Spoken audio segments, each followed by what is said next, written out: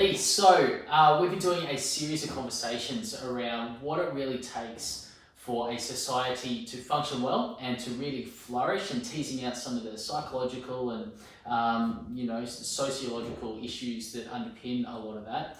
What are we talking about tonight? So following on to our last conversation about free speech we did a couple of weeks ago, the next part of that is formally based on equality, but we've wanted to tease this out in quite a concise manner. So I guess we've sort of put a statement around every single podcast that we're doing to make it quite concise. So what we've put for this one is a system that recognises how autonomy leads to inequality due to individual differences and accounts for this in a way that isn't unreasonably onerous on the rest of society, which might be, putting on a 90% tax on society to try and account for those differences, to try and have a social state that supports the rest of society, or something like that. And so I guess to get to the crux of this statement, what we're going to do tonight is talk about a number of those systems that have been tried out in history to be able to create this kind of society. This is one of the big ones. Obviously free speech and the topics that we have to cover are also huge topics. Everyone's huge, but this one seems to be one of the most historically significant topics. And so I guess, the two of the main ones that we're going to go through tonight is our capitalism and communism. And I guess, a place that we might want to start is what is an equal society? What is equality? And why do we even desire that as a society? What does that look like? Because I think, as you know, there's so many different versions of equality out there at the moment that people are talking about. But what people really mean by that tends to be fairness. People want things to be fair. People want a level playing field, but not level in a way that just forces fairness, forces equality beyond like someone's autonomy. They want fairness in terms of opportunity. I know you're pretty passionate about that kind of area of looking at that difference between equality of outcome and equality of opportunity. So why don't you unpack that a bit more? Yeah, well, I think before we start unpacking that a little bit, what I'd like to do is just kind of reflect around the purpose of society, right? And look at these conversations around what makes society flourish. And so society itself, when you think about it, is really a system where we get the most benefit for the most amount of people living together collectively. And so what we want to do is really what is the best system to get the most benefit of living together. All right.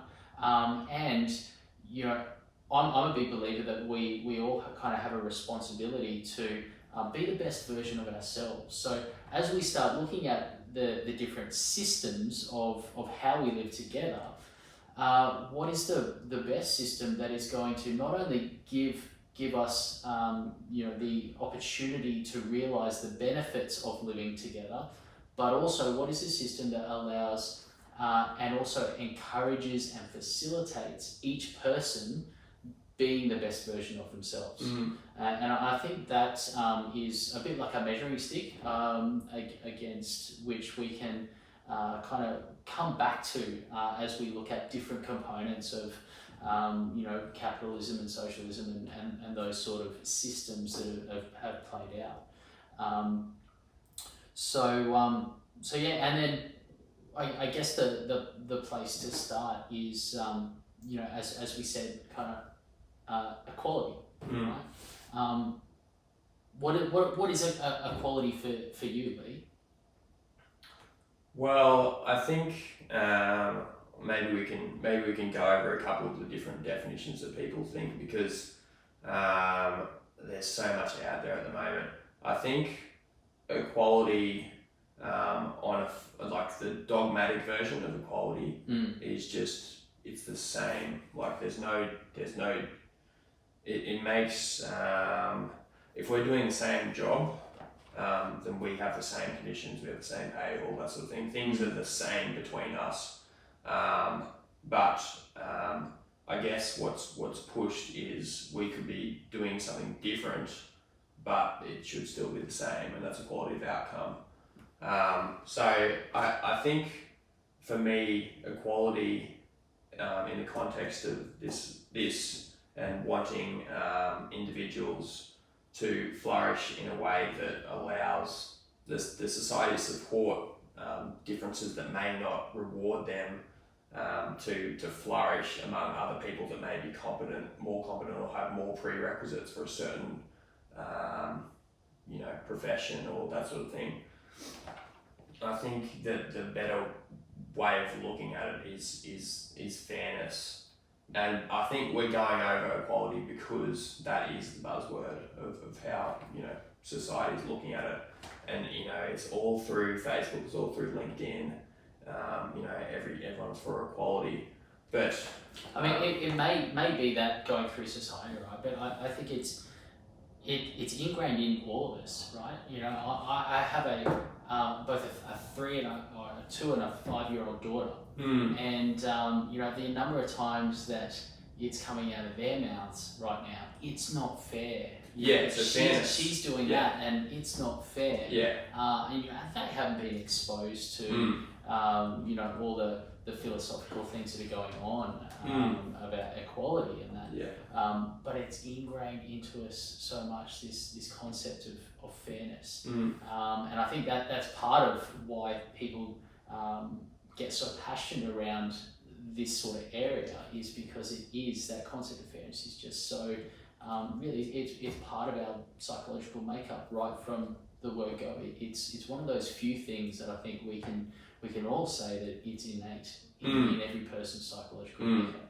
Yeah, no, I totally agree with that. And I think where we tend to go wrong is the causes behind inequalities. We don't look very deep at those. I think a lot of the analyses behind, if we say, obviously there's the spotlight on a lot of different issues and areas among society, and we tend to have a shallow view of the causes and the factors behind, why that is emerging in society. And so I think one of the big things tonight that we're going to look at too is how to put a critical lens on those things.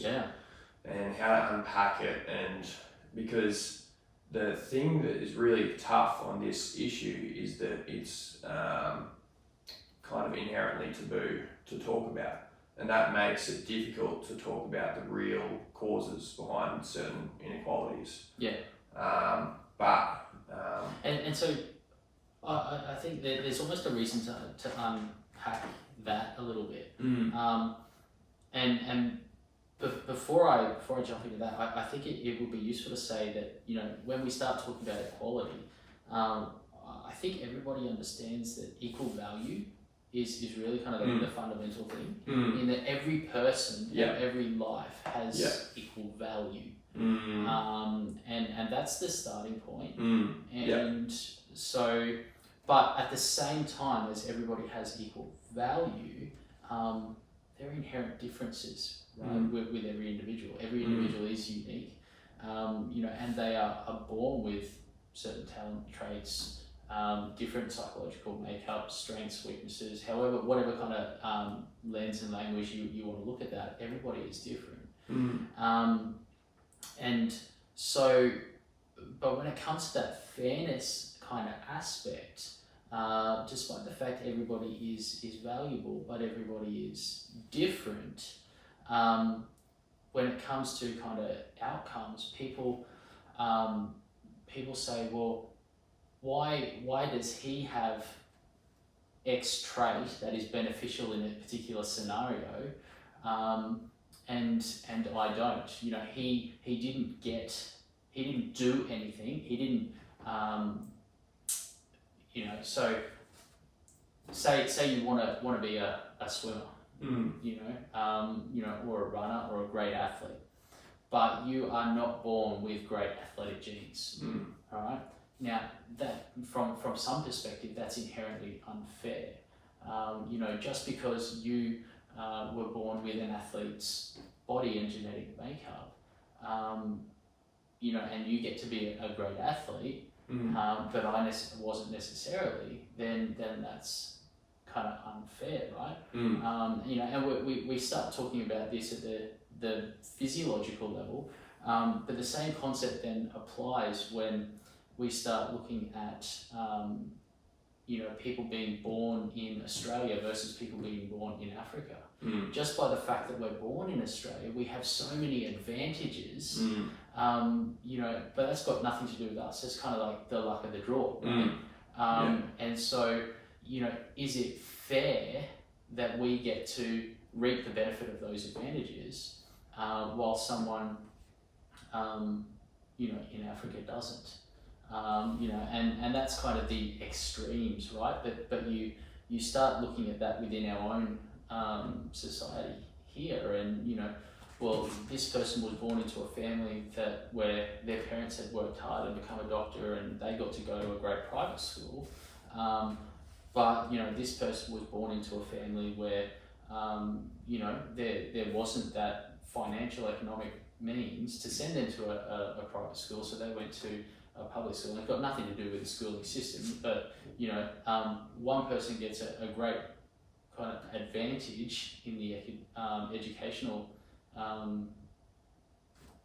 formation of them, and one person doesn't get that same advantage. And so that's unfair, and there's a whole lot of disparities there. And so people are looking to I think a lot of people will sort of say, well,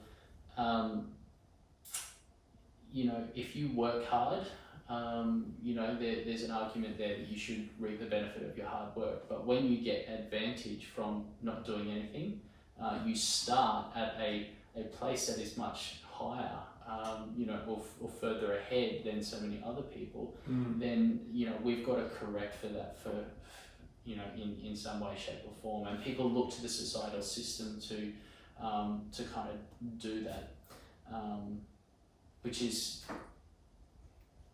part of the discussion as to what we're having tonight. Yeah, totally.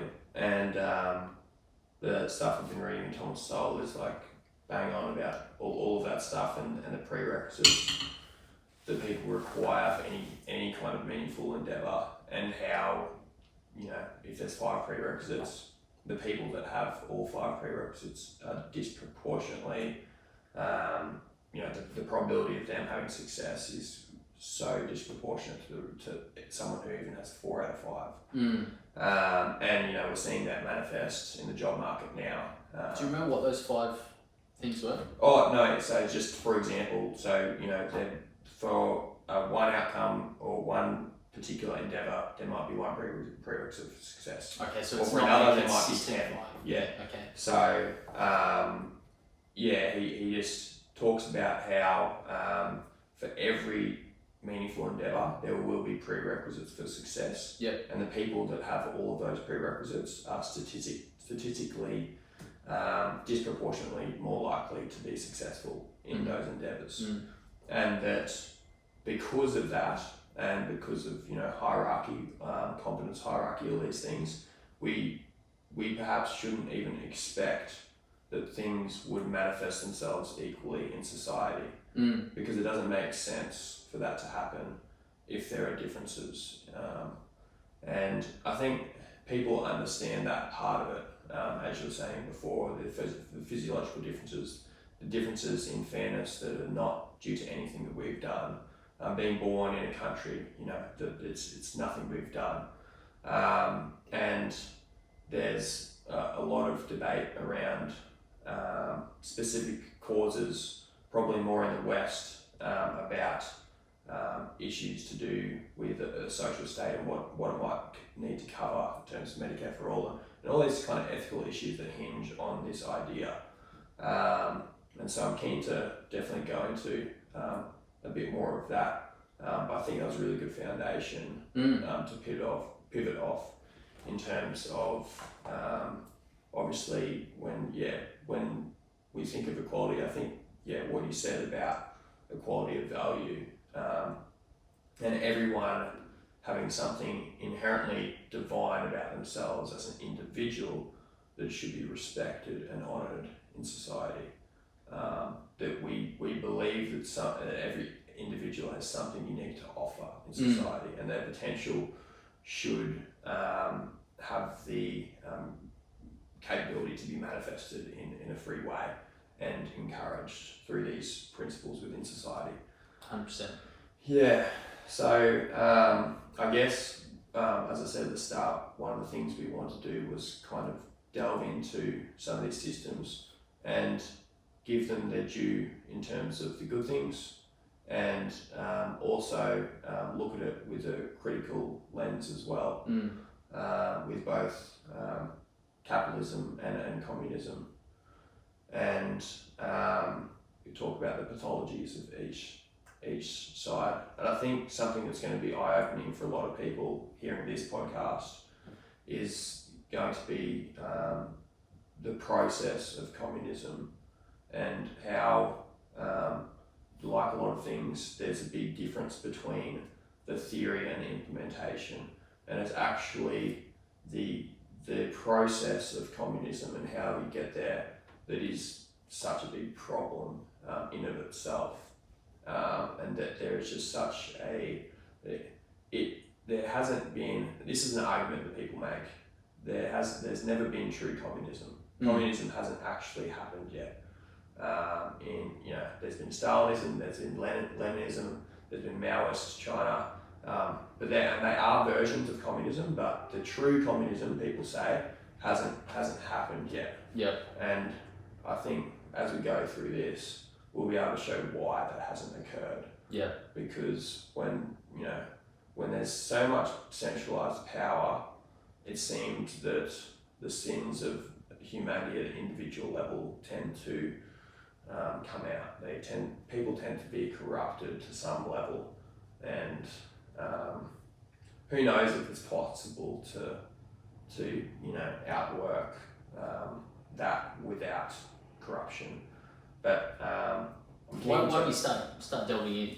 So do you want to start on capitalism or communism first? Well, I mean, we've been talking about, I think, equality and the differences and that sort of thing, and how fairness is really kind of inherent in all of us. And so why don't we start with kind of taking the fairness argument to the extreme, I guess, or the system that tries to promote fairness as the ideal.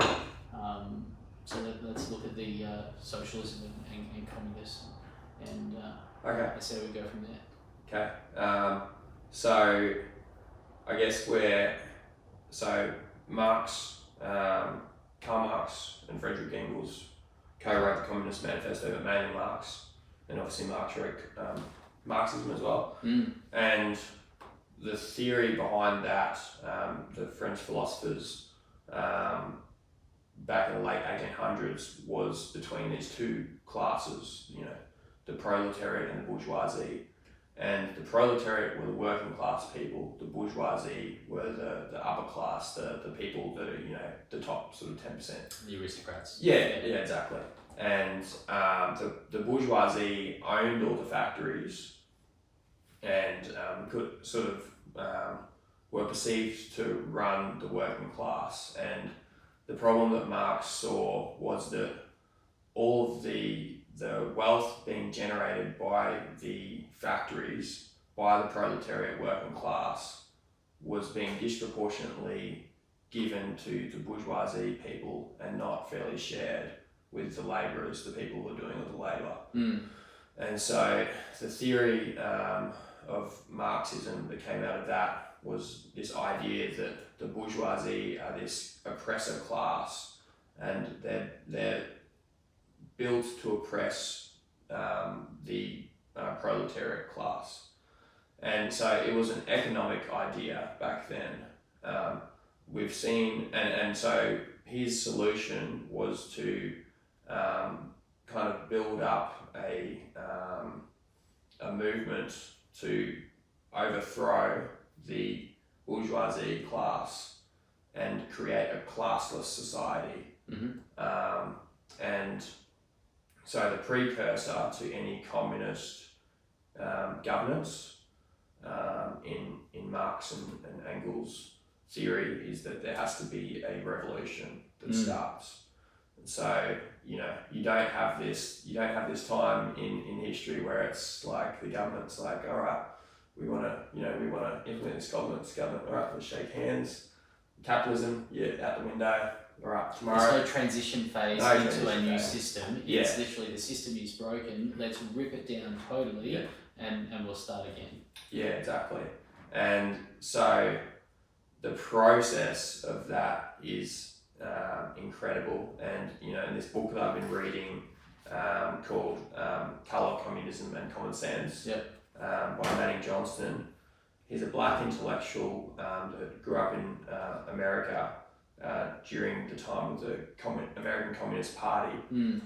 And he describes the process of that influence and revolution starting up in America between the 1920s and the 1950s, and how there was a direct line from the Kremlin, from Russia, where the Communist Party of Russia was feeding direct propaganda into America to try and create racial divisions within America that would fuel a revolution to overturn the system. So they wanted to essentially create as big a problem as possible to fuel a class of people to essentially fuel a proletariat class to overturn the bourgeoisie. In a way, excuse me. And so, as you can see, even in that example, it's kind of a deceitful process of introducing this propaganda, and it's not just this process of we want fairness and I guess having some sort of stakeholder analysis within society when we look at people and we meet with them. We meet with Bill Gates, we meet with the big players in society to say, like, look, there's all these problems. We've got a system that we want to put forward and to implement in order to really meet people in their need. It doesn't work like that. It's sowing into society propaganda that introduces racial tensions between every group and every identity.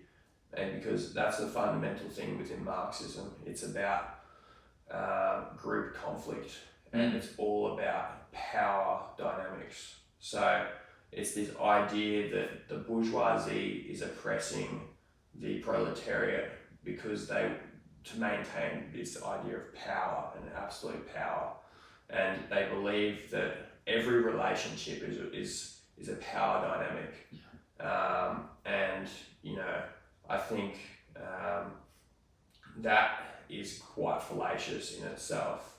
The idea that we couldn't have a conversation that doesn't, that isn't just about me having power over you or you having power over me. We're not all just trying to manipulate each other every day. While, that does happen.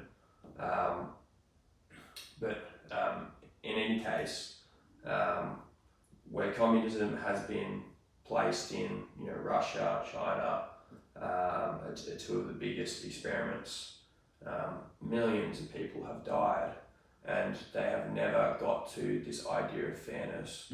It's ended up being a witch hunt, because the group that takes over, they tend to have this, it ends up being a self-righteous crusade, taking down the rich and even people that aren't rich. So in Russia, in the prison camps, they ended up actually throwing all the farmers into the prison camps, because the farmers, they even got put into the oppressor class because they could, they had these skills to be able to,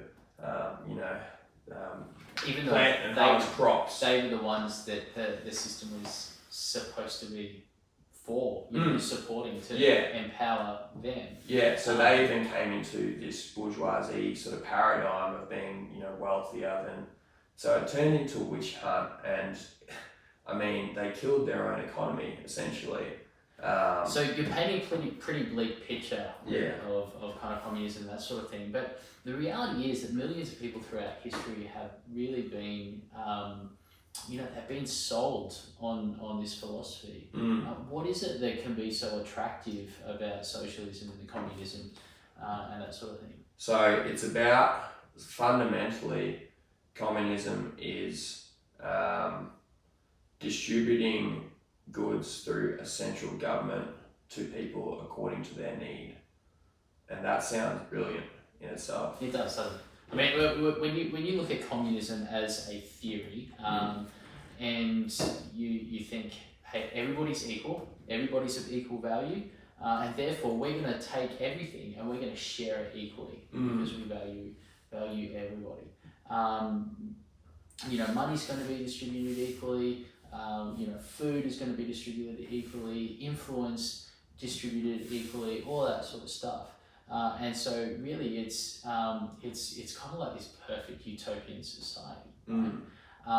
But, you know, as you kind of highlighted, that this theory, this perfect utopia, it has yet to be translated into reality. You know, and part of that, I think, is people are fallible, right? 100%. You know, this is a perfect theory, but it doesn't necessarily take into account imperfect people, with which it carries. So yeah, really attractive on the surface, but I think with a lot of things these days, and this is both with conservative and socialist and policies and ideas and that sort of thing. People like the surface idea, but don't necessarily think through the implications at deeper and deeper levels. And so, what were some of the I guess deeper level implications in terms of the way it worked? So the key things with communism is that there's a complete centralisation of power within the government. So the government kind of demands, because these things aren't just going to be handed over, a central, a monopoly of the currency and all of the money to be taken back by the state. And they create, you know, Marx says, you know, create a national bank with its own currency that is completely controlled by the state. All infrastructure or transport or communication controlled by the state. No ownership of property. And also, what was I going to say? Also, I forgot the last point, but pretty much complete overturn of every resource in society to a central governance, and obviously, you know, you can see this from a mile away that breeds corruption, and the process to get there. Once you're there, the people that are there who led the revolution, who did the witch hunt, who put people in prison camps, they've got that power now, and so you know, it's yet to work. You know, Vietnam's another massive one in the Cold War. You know, I mean, a lot of the people in the north fled to the south in this idea that they're going to leave communism because communism's horrible there, and then a couple of years later, the South becomes a communist nation, and they all get oppressed, and you know, there's horrible things that go on. So I mean, the idea here is around nobody owns anything and everybody shares everything. Yeah. The last thing I was going to say was a classless society as well. Yeah. So no classes, and I mean. So no one's better than anyone else. Yeah. everybody shares everything. No one owns anything. And so there are tribes around the world, like in the Amazon and in Africa, where that works, right? And it really is, when you kind of think about it, a fundamental thing. Their small scale societal systems is really, socialism or communism in some really primitive form. Yeah, I think the family unit is a good representative. Why can't that be translated? I think it's blood. Like when you've got a family unit and it's your own blood, and this obviously doesn't work as well. Like it's a huge amount of broken families today, but I mean it is a prime example of where it can work and where. Well, here's my thoughts on that is that when you look at I guess cases where that kind of basic concept has worked or has continued to evolve, it's with really small groups. Right? It is with and we're kind of talking between 30 maybe to 100 max of these tribes. Generally around that 30 to 60 mark is as big as they get. And in situations like that, there's a lot of interrelationship, interfamily kind of connection, right? And so when you have a blood tie, as you said, you're less likely to, think of another person as less value than you. You're more likely to consider them of equal value. But the larger a group gets, the less strong kind of the ties between individuals, and the less likely there's going to be willingness to sacrifice. Yeah, well, an interfamily relationship which kind of allows that willingness to sacrifice. But also there's as you say, there's a lot in that kind of idea around intergroup. Kind of the foundational side of things of socialism around intergroup kind of politics and psychology and that sort of thing, and in those small tribal groups, they may have kind of this perfect kind of thing here, but quite often there is antagonism to other groups outside of that. And so their group is small enough that it is cohesive and that everybody kind of shares and considers themselves really part of the one family, even though there may be several family groups within that small group. And so it kind of works there. But the larger a group gets, the more kind of family groups or the more smaller groups within the group that you get. And therefore the more preference, I guess, for the kind of natural power and status play, and really a hierarchy of groups will naturally start to kind of occur, and because now there's or the ties between individuals and smaller groups become weaker within the broader collective, there's a less of a willing to sacrifice from one end of the group to the other, and between groups. And there's not a national identity, like I guess you could say within a family, you've still got a family identity that you could put that in a national identity context as well. But I mean, I think I don't think families and those tribes are classless or without hierarchy. Even still, I still think communism doesn't even work in those areas. I think it's probably closest to, but it seems that there's still hierarchy within those tribes. There's still, probably, chiefs and people who have certain responsibilities that are higher than others, and there's kind of an authority structure within those societies. So they're not truly classless in a way, and they still have hierarchy because they probably understand that you still need to aim for something, and when you aim for something, it's always going to result in a hierarchy because there's going to be someone else aiming for that thing as well, and you might not necessarily have the same competence or capability to reach that goal as them.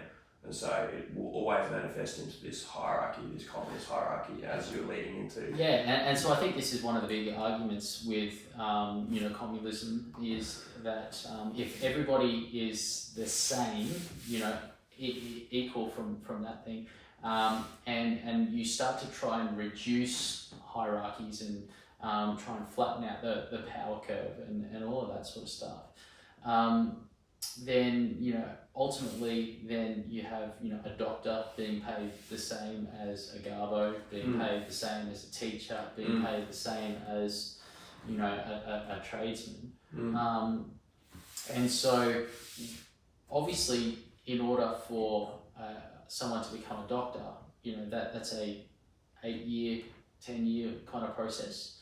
For us to become, an endorsed organisational psychologist, it's 8 years from where to go. Versus a tradesman, really, it's a 4-year apprenticeship. May do a couple of years either side of that to specialise. And a garbo driver, you've got to get a truck license, and absolutely nothing against those roles. I've got some great friends who are way better people who are tradesmen than some psychologists and doctors that I know. So it's got nothing to do with the value that they bring or the the quality of individual that they are, but in terms of the effort that is required in order to attain certain jobs, what's the incentive there? If there's no power, if there's no status, if there's no monetary reward, what is the reward for actually pursuing any of those career paths? And so why, and even if you look within the same career, so you've got a bunch of factory workers, okay, and what incentive is there to be good at your job? What incentive is there to work hard and give an extra 10%? Because in a socialist or communist kind of regime or system, whether you give an extra 10%, whether or not you work late, whether you sit at your desk and look on Facebook on your phone and don't do any work, you get paid the same. And there's no scope for real reward in any of that thing. So what incentive is there for people to actually strive and to be better? And if you kind of think back to the beginning of this conversation, so one of the things that we were talking about is what's the system that allows us not only to reap the collective benefit of working, of being together, but also facilitates and encourage people to be the best version of themselves. And so there needs to be I think that the best system for society to run on should be one that incentivizes people to be the best version of themselves. And I guess this is one of my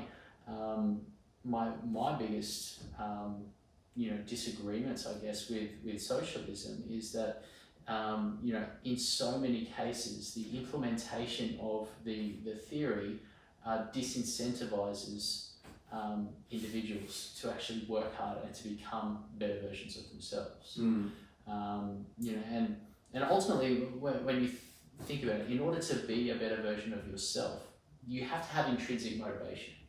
If you look at all the people who have achieved greatness, whatever kind of measure you look at, the people that succeed by that measure, whether that's athletic greatness, whether that's financial, whether that's social impact, whether you're looking at Mother Teresa, who had kind of no financial backing or power or influence from a political level or anything like that, they all were highly intrinsically motivated.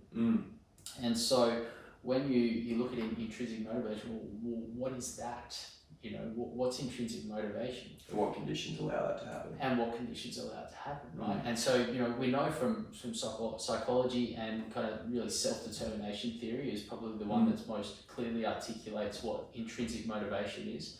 And so the three components of that is really, it's autonomy, it's mastery, and it's purpose, right? And so when you think about having control over what you do, being able to put in the extra 10%, being able to decide, what you want to do and what you can't do or don't want to do, is motivating. You take that away, and it's going to reduce someone's motivation. Then you've got the mastery kind of thing, and that's about just getting better, right? So mastering, it's being the best doctor that you want to be, or being the best tradesperson that you want to be, and build the most beautiful house, and all of that sort of thing, and then the final one is kind of purpose. And if you take either the autonomy or the mastery away, then what is the purpose of either pursuing either one of those sort of things? What is the purpose of trying to build a beautiful house if you're not going to get any recompense for it, or you're not going to be allowed to gain a good reputation or own it, or own it from the communism perspective. And so that comes into self-concordance theory as well. Like, I guess that self-determinism moves into self-concordance in terms of when all those things match up, they're self-concordant, self-congruent with the person. And that is really the point of where motivation is generated. When things are self-concordant, it's that that flow state that you enter, where the conditions under which you could be motivated are being met. And I guess it's kind of like even like an ease of cognitive load in a way to just allow you to just freely have the autonomy to sort of enter that state too. So yeah, I mean, from I guess talking about that, the far end of the spectrum, the actual implementation of communism actually reduces intrinsic motivation and the drive to actually be better, be a better version of yourself. So it takes away that fundamental one of the three that you're saying, autonomy. If you take every resource away from a community to be able to flourish, because it's in the name of fairness, because we need to take it away because the bourgeoisie class is taking too much control and oppressing the proletariat class. We need to take away and redistribute according to need. But when you do that, you also take away autonomy.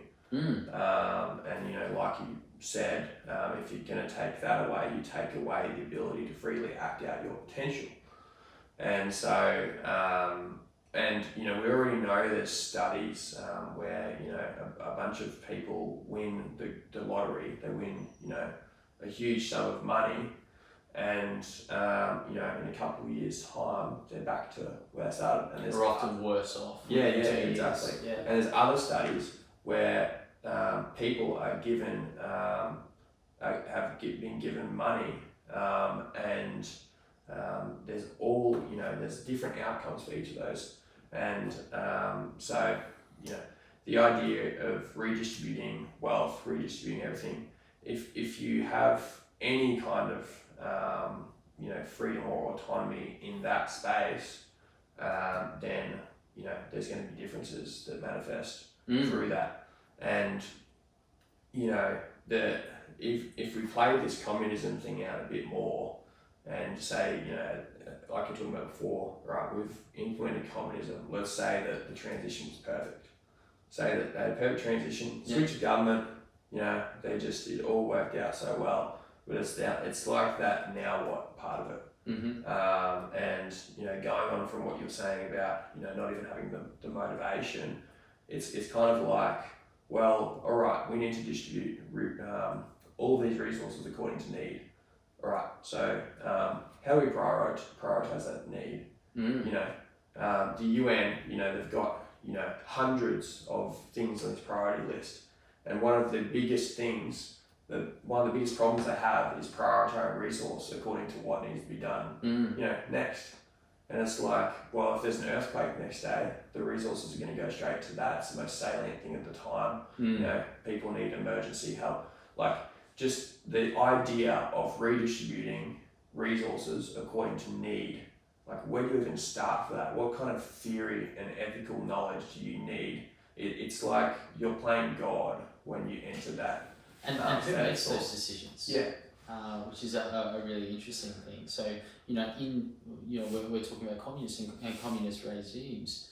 Ultimately it's the central body that has all the power to make those decisions. And ultimately, as Acton says, power corrupts, and ultimate power corrupts. Absolutely. Power corrupts absolutely. Yeah. And so, I think that's part of the issue here is that, all of the decision making is centralized within, a communist system. And so all of the power is transferred. And so it's really interesting that the whole premise of, communism as a power struggle, and as you were explaining earlier, looking through things from the lens of power, and it's designed to try and equalize the power and remove it from the top and distribute it to the bottom, but the actual implementation of that really means that you're just taking one power class away and putting another one in. And it's like an absolute bourgeoisie in a way. Well, it is. that has the idea to be, this generous, kind government to distribute it, but it ends up being exactly, the irony is that they turn into what they are fighting against. Well, ultimately it's totalitarianism. And there's a great quote that I came across in the last couple of weeks. So there's a Dr. O'Larry, I think his name is, over in the States. So he's a black economist and has taught at some of the top end Ivy League schools across America. And he actually writes, you either need to learn to live with differences and discrepancies, or you need to learn to live with totalitarianism. And I think that's a great kind of quote there that if you don't want anything, then you have to have a dictatorship or totalitarian regime to force people to be the same. And that's I think one of the biggest problems. And you have to force people to think the same. You have to force people to act the same. And the fact is that it does require force. That's right. You can't just expect people to give up everything they worked for. Someone's not just going to give up their family business that they worked for 30 years and give you all the profit and just be like, all right, I give it out of the kindness of my heart, and because there are other ways that it could be done, and we talked about that, I think, even in our first podcast, in the way that if the responsibilities were taken seriously, then you could socialise generosity, and that it should be part of society to freely give it. It shouldn't be, as soon as you enforce it, you also take away people's ability to be generous. Well, that's the act of doing that actually, strengthens society. We saw in 2011 with the floods. When, not just, it's amazing to have, all the SES volunteer responders and that sort of thing come out, and society is so thankful for those volunteers. But then in addition, everyone else, every neighbourhood is in sandbagging, helping, the communal like corner stores and everything to save them from the floods. And if you in another context, if you had a military standing outside saying you do the sandbags, like the difference between those outcomes in terms of the satisfaction of society is like, well, you know, I am terrified because I'm going to get shot if I don't, you know, or I'm, you know, that's the extreme. I might be punished in some way if I don't do the sandbagging. Or the other side of it is, wow, you know, we're all in this together. We're all putting these sandbags in. We're going to protect Brisbane as a city or whatever city it is.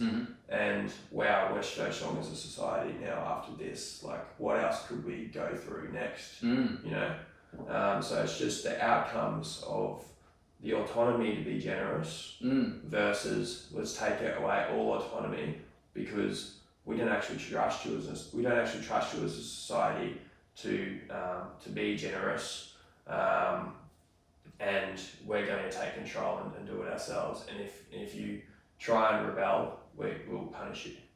And that's one of the things, right? You know, if you take you know, equality outcomes to the extreme, where you know, and under a communism system, you know, we all have to have the same resource, right? So you're actually taking away the ability to be generous. Because if I take something that I have and give it to you, now I have just created difference and discrepancy because you now have more than what I have. And so, you know, that's not allowed, right? And so it has to be given by the state, not by an individual. And it has to be given equally to everybody. You know, so all right, cool. So we've been, or even it's according to need, and then let's say you know, we give to this group according to need, and then, you know, they do something with that wealth over time, and now, you know, they're not part of the proletariat anymore. They're you know, they're good. They're fine. And then, all right, well, what about, you know, this class? As soon as you, even the idea of it giving according to need is going to be unequal. So it just does not end in an equal way anyway. So, I mean, we're talking here around the whole system that tries to equalise everything. And, you know, while communism and socialism is great in theory, you know, essentially what we've explained is that the translation into reality is somewhat different. And it's fraught with a whole series of problems, and in many ways, you know, achieves the absolute opposite of what it sets out to do. And, you know, and psychologically, it kind of takes away a lot of, you know, the incentive and the motivation, Autonomy, all of that sort of thing for it. It's actually more psychologically damaging and restrictive to people than it is a benefit. So if we look at this whole concept of you know, society being for the benefit of living together and actually encouraging and facilitating people to live up to their full potential, then it, you know, communism and socialism really does fail that kind of test. So what about capitalism? Right, that's kind of the opposite end of the spectrum. You know, capitalism being you know, free markets, as little regulation as possible, and you know, really rewards people working hard and doing all of that. What are your thoughts on that as a societal system? I think just overall as well, just a disclaimer, it's about the system that fails least, because, you know, as we've sort of said, the corruptness of power and humans in general, there's not a system in the world that could correct us or make us, you know, completely succeed in this endeavour of equality or complete fairness. But it's about the system that has that allows us to fail to the least extent, I guess. Okay, so how does that play out?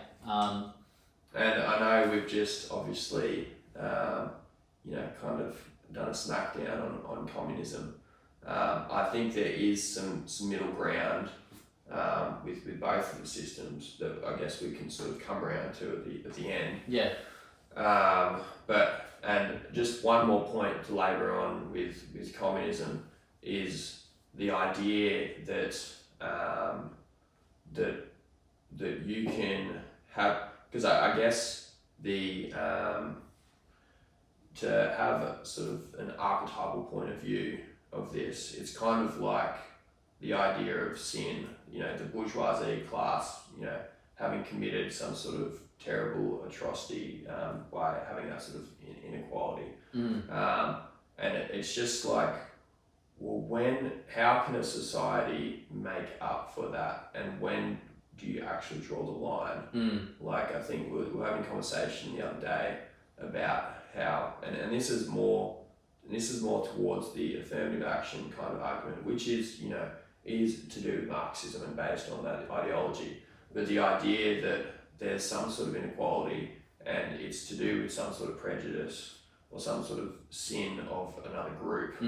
It's like when you take that to the extreme with someone like Hitler or Mao or Stalin, and obviously Mao and Stalin are the communist examples and Hitler's a fascist example. But not even all of Germany could account for the sins of Hitler. Like, and what he did, what he led. Even if they decided to give their lives for the cause of, the forgiveness of Germany, it's like, if they do that for 100 years, is that enough? Is that enough to be forgiven? Is that enough to equal things out for the Jews? So is it 100 years? Is it 200 years? The same for Mao's China. Like, what is enough to be able to bring the line back? And the thing is, there's no way of knowing that. This idea of reparations based on the historical accumulation of oppression, there's no way of making a direct line of, all right, by the 1st of December 2021, that's when we'll be equal. That's when we will have paid our dues and we're back on track as a society. So, and I mean, I wish that were the case. I wish it was as simple as that, but it's a very kind of low resolution idea, and since it's a group level thing, like, obviously you can't look at it with that lens because everyone processes the incident that's in itself differently, and it's like, as we were talking about before, it's about socializing this idea of generosity and caring for those people in need, and realizing what they've been through and being able to support them in some way that's going to bring them forward in the future. And so I just wanted to labour on that for a second, but to go into capitalism, so obviously we're going to go over the pathologies of capitalism as well, but capitalism is that idea, as you said, where it's just completely free from government, completely a supply and demand driven force. So there is no government intervention at all when you have like pure capitalism. And the pathology of pure capitalism is when you see the extent of individual differences between people biologically, physiologically, manifest to the extent where there will be the same people with high IQ and high level of conscientiousness, which is your ability to orient yourself around a goal, and I guess as they kind of drive that grit, those people will be at the top of these competence hierarchies. They will be the successful ones, and we know that also there's people with an IQ of 80 that struggle with basic reading and comprehension, and they will never make it to the top of those hierarchies, just as a result of their own biology, which they have nothing to do with it, and that is unfair. And so the pathology of capitalism is that there will be people disenfranchised on the bottom competence hierarchies, because when there's someone at the top, there's always going to be someone at the bottom, and those people, they will only flourish to a certain degree. Well, and that's the same for all of us, but the top end of that degree is going to be the bottom end of a competence hierarchy, and that is not fair. and that is why it is necessary to have a social state to be able to capture those people that are sitting at the bottom of the competence hierarchy, to be able to, care for them and support them. And I think, in Australia we do this pretty well because someone argues that the social state should be significantly more, but as you said, when you're giving out that money or that resource, you not only support the people who need it, but people who are not motivated and people who can take advantage of that as well also fit into that category. And so there's always going to be a bit of a back and forth to what that looks like. But my stance on that would be that if we give enough for them to function from a state level, obviously that resource is centralised from state, we pay that in our taxes, and that the tax isn't too onerous on society, and that comes back to the original statement, like the tax doesn't take away too much of the resource that you have generated through your own acting out of your potential, then in a way, the society itself, each individual, can kind of be happy that what they're contributing to is helping the bottom end of that competence hierarchy, and also building the infrastructure for society, and making sure that our roads are safe, and that we have these public utilities and these public goods, and also that amount it allows for people to also be able to input into their lives as well. It's like there's still a need to help them. If you give them too much, like if you gave them just an equal income to say the median income of Australians, I think that the result of that would be less intervention from everyday people, because you would perceive that they would have enough. But giving them a good standard of living, still, I'm not saying like don't give them enough. Like it's a hard line, but there still needs to be the intervention of society to care for them, to support them, to give generously with their time and their talent, and their money as well to help them. So I think that balance is kind of hard to make it, and governments, I wouldn't want to be in there, making those decisions. Yeah. But that's one of the pathologies of capitalism, that there will always be hierarchies. There will always be someone at the top, and there will always be someone at the bottom. But which in and of itself is not too bad. But here's where I think, and just to kind of give an example of the whole point that we want hierarchies. Right? All of us, it's one of those things that we actually want. Yeah. Because if you have you have a medical condition, you have a brain tumor, you actually want to go to the best neurosurgeon that you can find. You don't want to go to someone who failed half of their medical degree. You actually want to find the best person, and that's the person that you want to see. Same with getting an education. We don't want people who can't spell teaching our kids. We want to find the best teachers we can, so that we can get our kids the best education. The whole part of wanting to be the best version of ourselves is kind of, we want the best kind of people to service us in our lives, and that applies with every single kind of sphere of our life, right?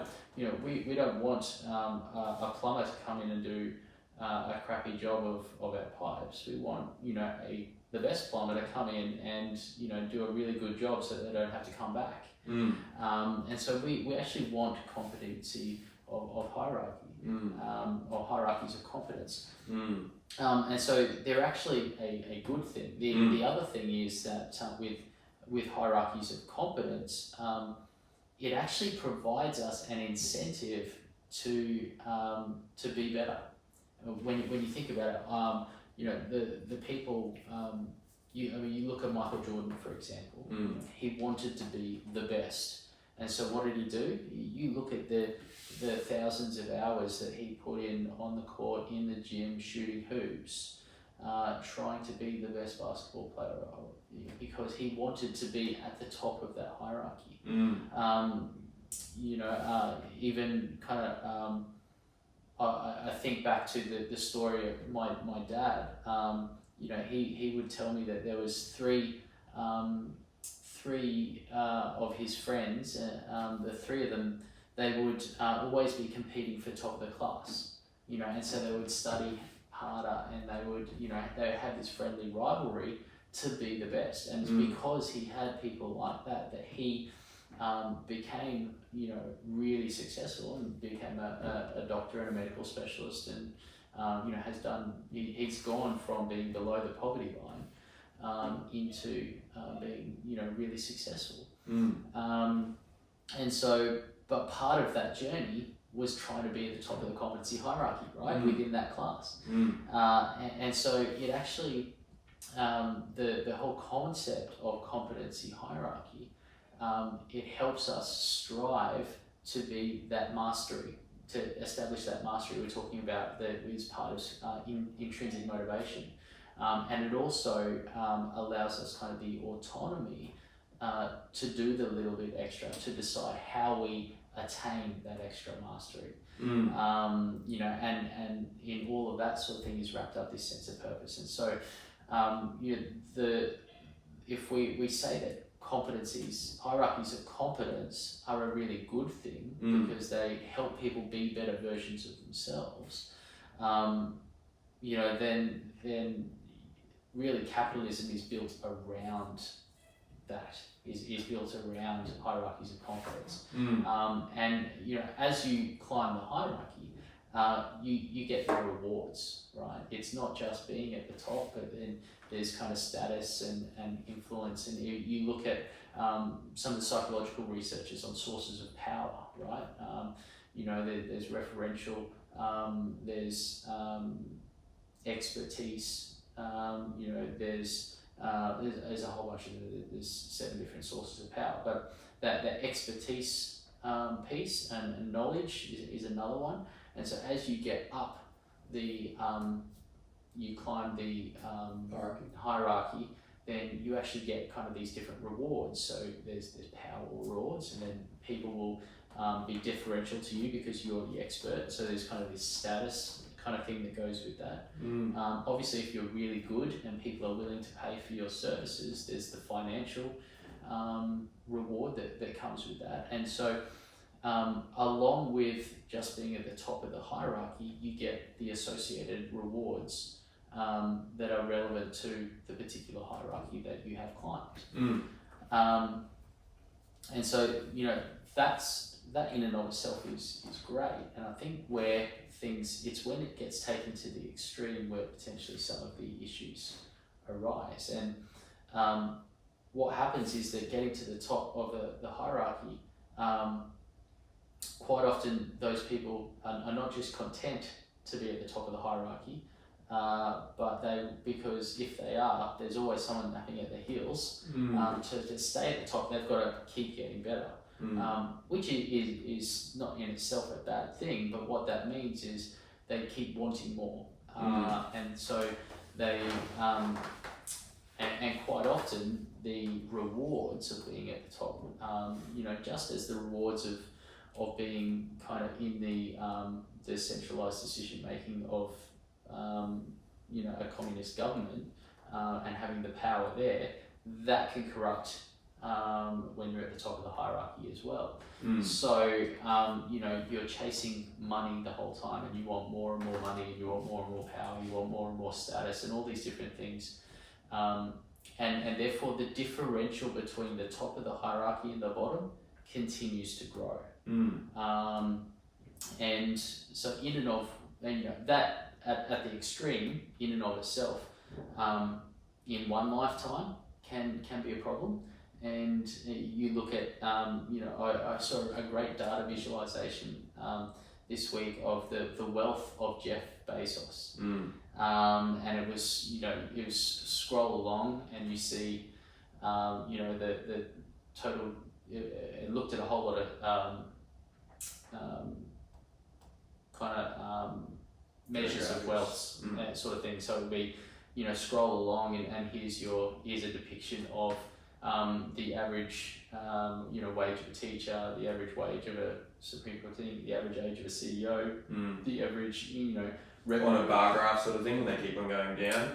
Well, this one was scroll across. And so it would have a measure here, and then it would compare with another measure, and all that sort of stuff. And so, after about 30 seconds of all these different things, and it eventually went up to kind of GDPs of countries, and that sort of thing. And then it goes, okay, so here is the wealth of Jeff Bezos. And you start scrolling across, and after about a minute of scrolling, it's still going, and then it comes up with, and here's comparatively with the other richest people in the world, and you scroll across, and then there's ends, and Jeff Bezos keeps on going, and then it looks at, okay, so here's a depiction of the financial cost it would take to I think it was rid the world of malaria, or something like a social problem, and that comes to an end, and Jeff Bezos' wealth is continually going. And in and of itself, that's fine if people live up to the responsibilities that they should have. And if you remember back to the first conversation we were having, my belief around the four universal responsibilities that people have is the responsibility to be the best version of themselves, the responsibility to provide for, protect and love those closest to them, the responsibility to help other people be the best version of themselves, and the responsibility to contribute in a meaningful way to society. And it's really those last two there that, if people climb to the top of the hierarchy and they become super, super wealthy, that in itself is not a problem as long as they're using that wealth to contribute to the society and help other people be the best versions of themselves. Ultimately, my view is I think you should work really hard and be successful, but there's only so much that you need to live a really, really good life. There's only so much that you need to live a luxurious life, and anything beyond that, I think there needs to be serious consideration around how that gets used to fund, social programs or projects that make society better, help other people be better versions of themselves. But as we were saying, power corrupts, and absolute power corrupts absolutely. Once you get to the top of those social hierarchies and the distance becomes so wide, it's almost like, that corruption sort of starts to take place. And it's not necessarily that people are engaged in corrupt conduct legally, but the way that they think, so often what I find is that people at the extreme top, they don't actually value people. And so that's not accountability either at the top. Well, that too. But they lose sight of the fact that every life is equal, of equal value, which is kind of what we started with right back at the beginning. And so they live in a way where they don't think about the people at the bottom because they're not valuable to them. And that I think is a real problem. I agree. I think, and I'd be curious to hear what Marx would have to say today to those kind of economies of scale, because obviously, what's happening in today's economy is completely out of the realm of what happened back back in the 1870s. And so, this version of life now with capitalism, I'm sure Marx would be outraged by that distance, according to his theory. So it'll be interesting what he would have to say to that. Can you imagine though, like the benefit that will be? Let's just say that Jeff Bezos turned around and said, "Look, I'm giving here's $20 billion, and let's get rid of malaria, let's get rid of polio, and let's just wipe it out." Not only would the world be a better place, but how much better for him would that be? As a It's an interesting personal thing for thought him to experiment to be generous himself. I mean, and how it would change him as a person. I mean that's going to change his own perspective and that sort of thing. There's going to be an internal change, but people, altruism, his reputation would go through the roof as well, which is probably going to increase the the flow back in of resource to him. People are going to be like, "Oh, Jeff Bezos is awesome. I'm actually going to." Whereas I think a lot of people will say, "Well, the disparity is too great. I'm not going to actually support his company. I'm going to source something from somewhere else. I'm willing to pay a little bit more." The free market will allow that to happen. Whereas if he were to use his wealth for social good and the benefit of others, I think there'd be a lot of people that go, "Well, you know what? I'm just going to go with Amazon because I know that those profits are going to, yes, it's a global conglomerate and it's going to make all this profit and that sort of stuff, but I know the profits get used for good. So I'm okay with that."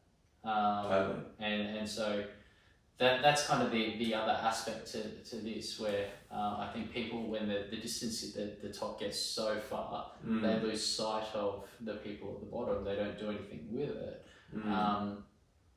But if they did actually take their resources and reinvest, they'd probably end up with more resources anyway. Yeah, totally. Because the free market would eventually, manifest in ways that would support it more. I totally agree, and I think that aspect, there's a link between communism and capitalism at the tops in that way. That you've got two tops of the hierarchy in a way. These the people who are in power at the state have more. They've got significantly more resource than what Jeff Bezos has. They've technically got unlimited because it's their own currency, and according to modern monetary theory, you can't run out of money if you've got your own currency. So they've got unlimited supply there. So I mean, at the top of the hierarchy, in extreme capitalism or pure capitalism, when it's completely market driven, there's no accountability at the top because it's completely market driven, and there's no government. So that is pathological in itself because it relies too much on the character of human beings to do that.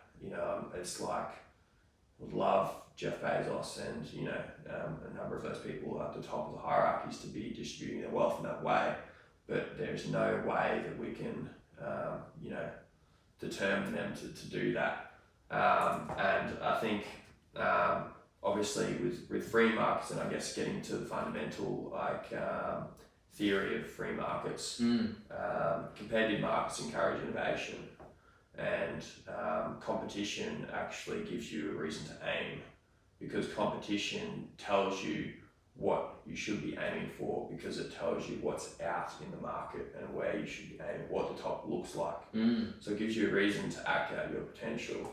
Communism completely takes away competition. Well, it's really what we were talking about there. The incentive to climb the hierarchy of competence at the individual level, really the free market is the same concept, but at the organisational level,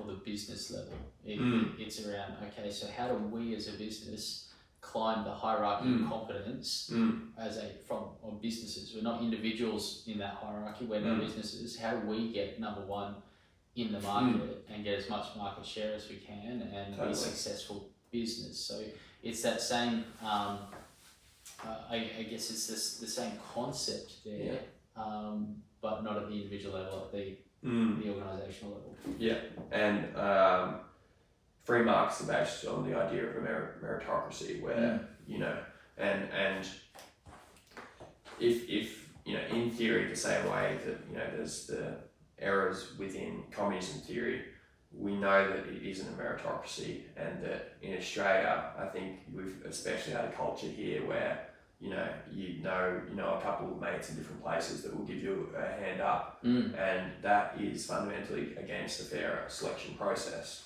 right? So and that's one of the key arguments to people saying, well, it isn't really fair. People know people, and you get to different places because you know people, not because of your merit necessarily, and that is a potential killer. Because when you see instances of people being put in certain positions in a free market society, it means that it's rewarding a different type of behaviour. It's rewarding a behaviour of being manipulative or deceptive. In the company in the 2000s, America, they were big Enron. In the Enron, the whole the fall of Enron, Enron was, they were like the McKinsey of now, but I would say that they're even bigger than McKinsey. They were like the selling stuff, the most innovative company out there. The things they were doing were incredible. Everyone wanted to work for Enron, and they were just doing some really exciting things at that point in time.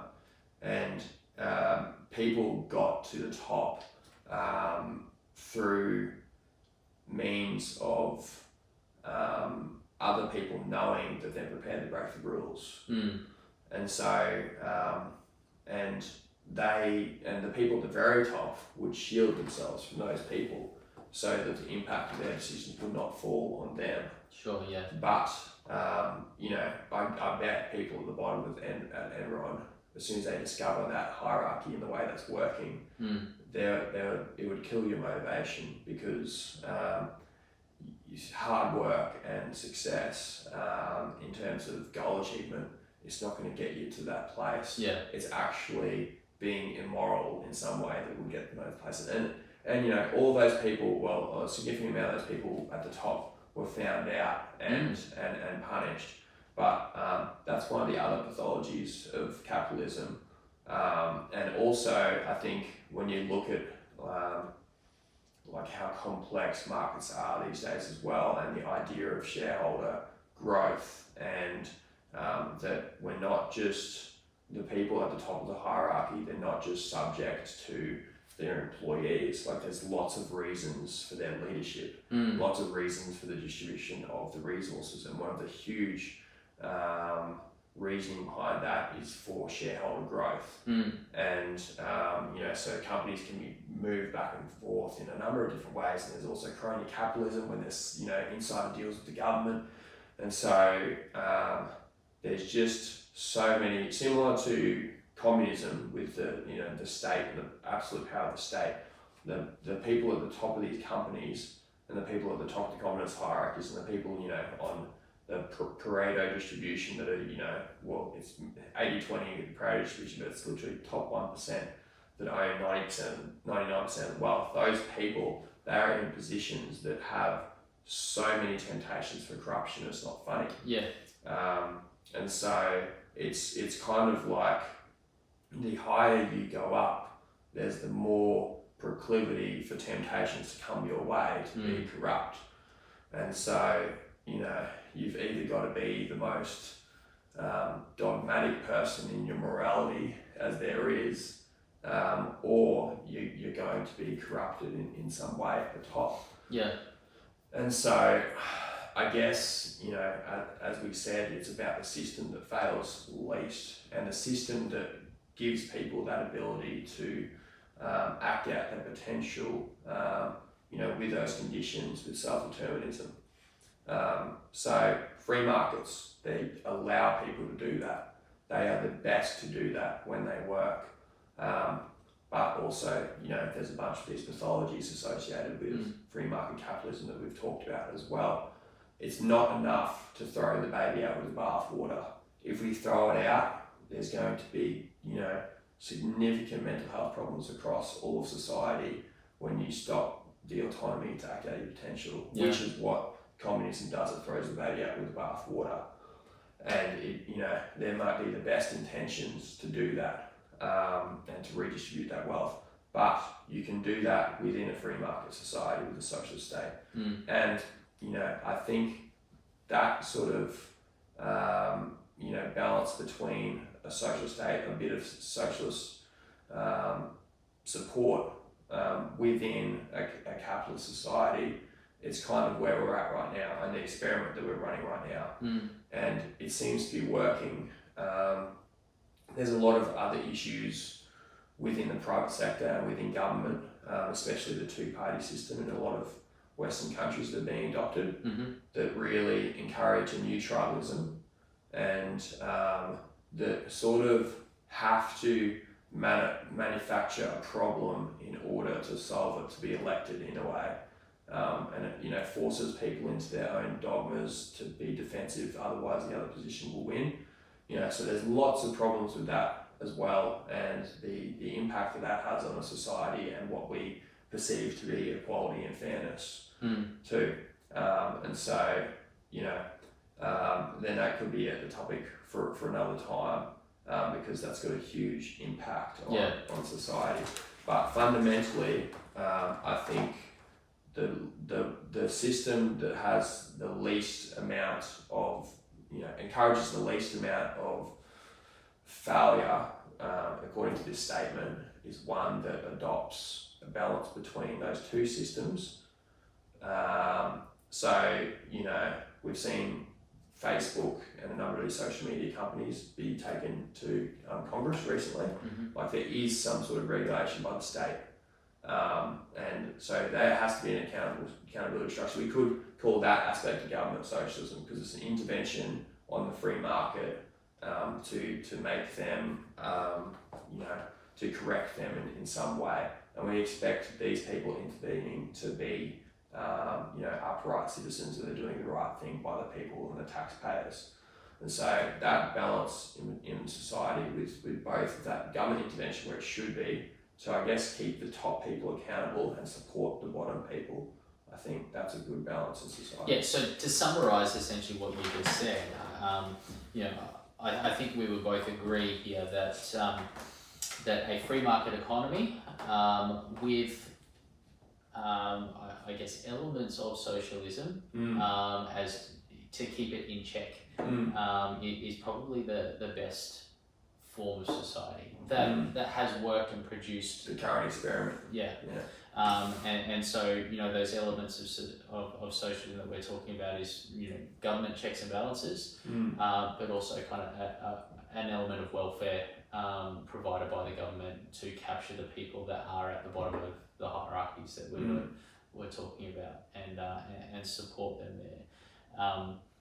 And the aim in theory would be to raise them up rather than drag the top down, which I think is probably a nice way to sum up one of the major differences between I think extreme socialism and communism versus capitalism, and that approach. So what we both sort of said here is that at the extreme end, socialism, capitalism are not the best way to go, but it's somewhere in between, probably slanting towards the capitalism and the free market, but having those checks and balances in place. So I want to talk to some of those aspects of within that free market economy, within capitalism and that sort of thing, some of the socialist mechanisms that people want to bring in order to keep the checks and balances and the accountability and that sort of thing in place. And once you start talking about that sort of thing, really one of the things that comes to people's mind is around affirmative action and quotas and trying to bring the equality piece to the hierarchies and capitalism. And while we both agree kind of to this point, we may start to differ on some of these things, which is probably a good thing. Yeah. So tell me your thoughts on affirmative action. Firstly, explain what affirmative action is. Yeah, I had a bunch of different thoughts when you're talking about there's a lot of implications. I'll just quickly say a thought I had just so I don't forget. One thought that I did have is that there is a bottom-up there is a new bottom-up communism starting through social media, because the power structures are distributed differently now compared to they were before, and the free market has allowed people with certain followers on social media to communicate in a way we've never been able to communicate before. And so these power structures work differently, and I think Marx would actually agree with me that there's a different kind of Marxism. He probably wouldn't agree with me actually, because there's people that have the power structures are different and they manifest in social media now. There's a new social credit system, and I think it's leading a bottom-up communism now. Well, no, I won't call it communism, I'll call it Marxism also.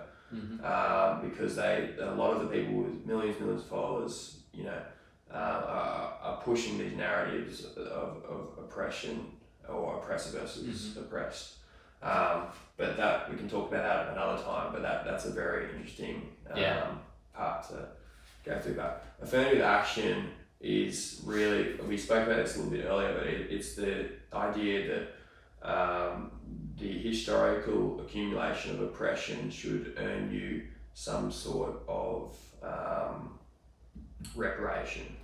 So the idea that a certain group was discriminated or oppressed due to some sort of prejudice at some point in time, and now they require reparations to become equal with the rest of the groups. And there's a number of ways that can play out, and we've seen one of the key stories be in Harvard. And maybe you want to unpack that. I think it's interesting. I mean, affirmative action really it starts to say, well, hey, we are going to we're going to try and make things equal.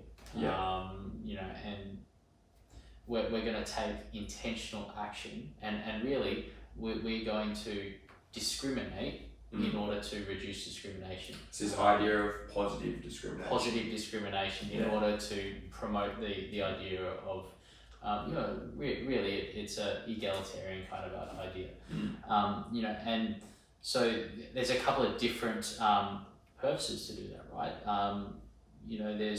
There's the compensatory, which is kind of what you were talking about there, in terms of there's a group of people here, a minority group who there's been wrong done to them in the past, and you can look at that through a number of different ways, and whether or not you associate blame with people in the past for doing that. I think it's always dangerous to look at the or not take the Zeitgeist and Zeitgeist into account, right? The place and the times. And there's a lot of people who would argue that back in 100, 200 years ago, what they thought was right back then is very different from what we consider to be right and just now, because of a range of reasons, but essentially social consciousness evolving through different things, and so it's always dangerous to judge.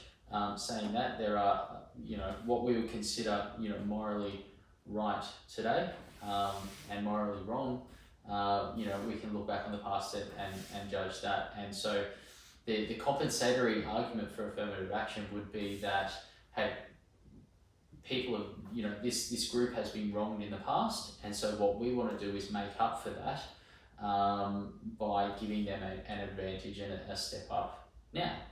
And the implication there is that because of the wrong, that they are experiencing disadvantage now, and that is essentially what underpins a lot of the arguments in the States at the moment around black slavery, and because of the hundreds of years of slavery, the wrong that's been done them in the past, you know, and we would look back today and say, you know, that was wrong. You know, 100%. Yeah. And so the wrong that's been done them in the past has meant that they are, you know, at a disadvantage now in society. And there's a lot of arguments against that, you know, and we won't kind of go into that at the moment, but the argument is that because they've been wrong, we're going to give them an advantage now in order to try and reduce the, you know, or make up for the disadvantage that they've had in the past.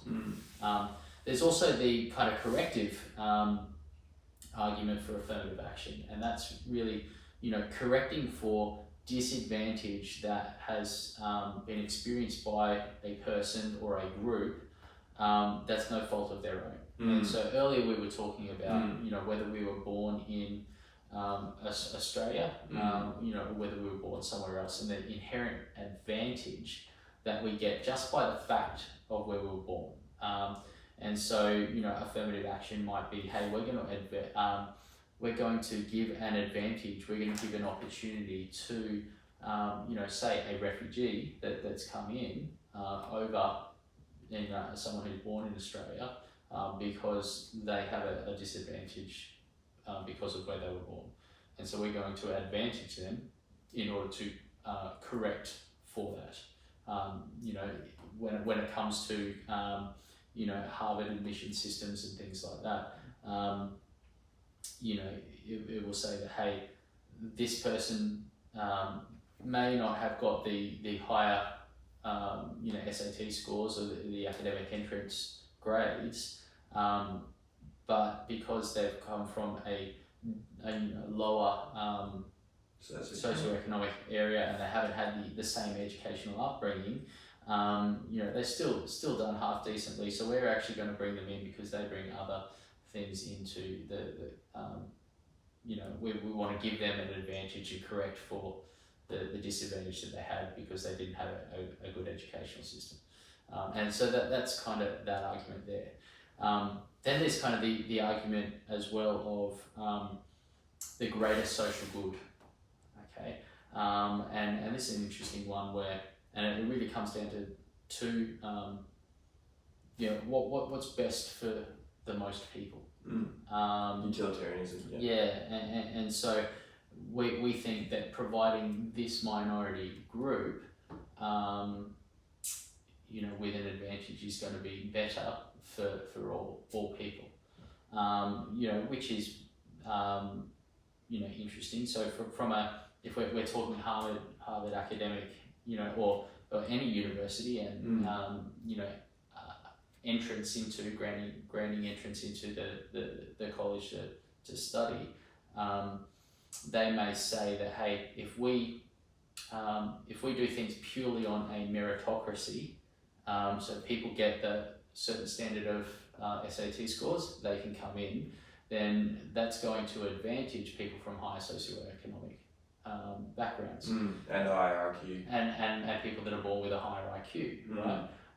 And so, you know, that's going to mean that, you know, we as an organisation are going to be filled with, you know, the theory is predominantly white, you know, and male people from a higher social class. And Asian.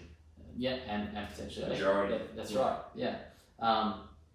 And so they actually look at society and that they'll say, well, we actually think that, well, the two things, the quality of the educational experience for people going through, they say will be better and more rounded by allowing people that, you know, from different, it's an argument for diversity, essentially is what it is.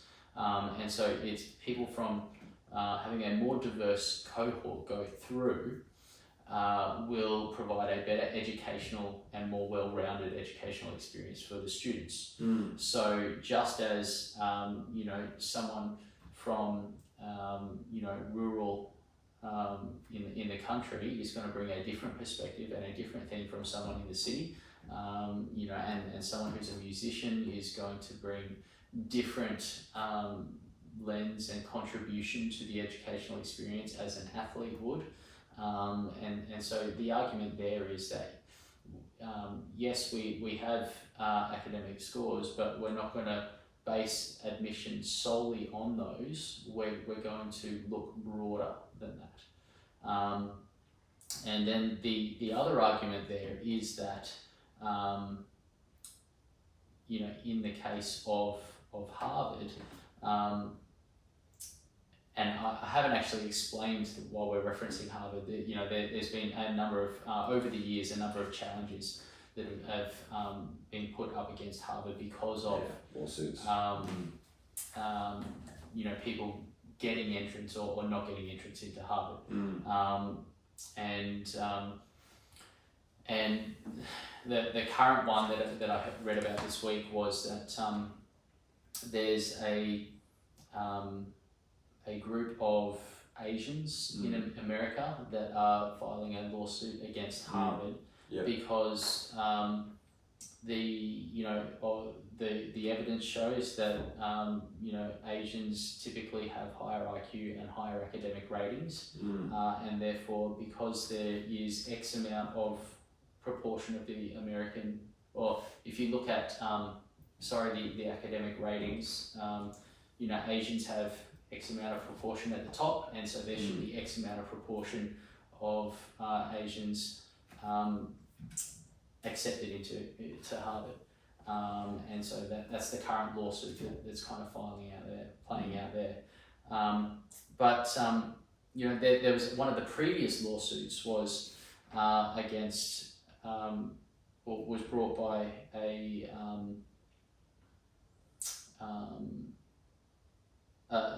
student who wanted to get into law at Harvard, and the response was the purpose of Harvard is to educate and produce lawyers, doctors, and professionals who are going to service society. And so for the good of society is made up of a whole lot of groups. There's going to be black people, Hispanic, Jews, all that sort of stuff. And so rather than just base on base their entrance on a meritocracy and on SAT scores, they're going to look broader than that, and they're actually going to select black people to come in, and they're going to select people from different minorities to come into the course in order to create the diversity side of things for the benefit of society, so that there are a greater number of black doctors that graduate, there are a greater number of Jewish lawyers that graduate, and so there's diversity within the graduates, which is better for society. And that meant that this individual, there were people from other minority groups that had lower admission scores than she did, that were admitted into Harvard. And so, and that I think is a fair argument in many ways.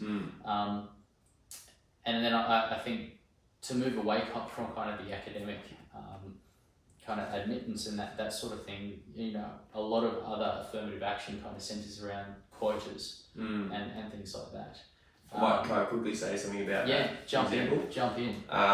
Just that I think to give that aspect of it as due as well, from my understanding of the education system within America and how money for the school systems is distributed.